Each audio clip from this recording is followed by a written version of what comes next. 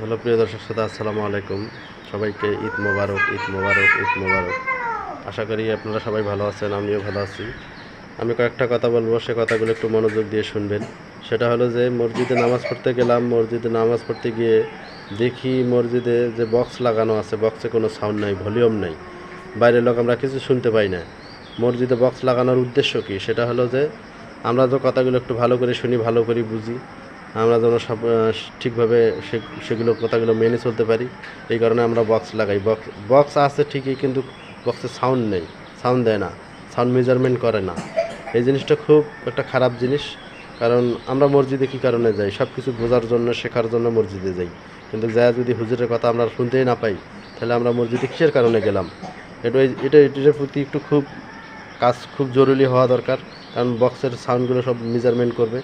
বক্সের সাউন্ড যদি আমাদের কানের ভিতরে এসে না ঢোকে, তাহলে কী এর কারণে আমরা বক্স লাগাইছি মসজিদে? কথাগুলো ভালো লাগলে শেয়ার করবেন, বিশেষ করে ভিডিওটা শেয়ার করবেন খুব তাড়াতাড়ি, কারণ এটা সবার কানে কানে পৌঁছা দরকার। ভালো লাগলে লাইক, কমেন্ট, শেয়ার করে দেবেন। ধন্যবাদ সবাইকে। আসসালামু আলাইকুম। ঈদ মোবারক, ঈদ মোবারক, ঈদ মোবারক। সবাই ভালো থাকবেন, সুস্থ থাকবেন, এই কামনা করি।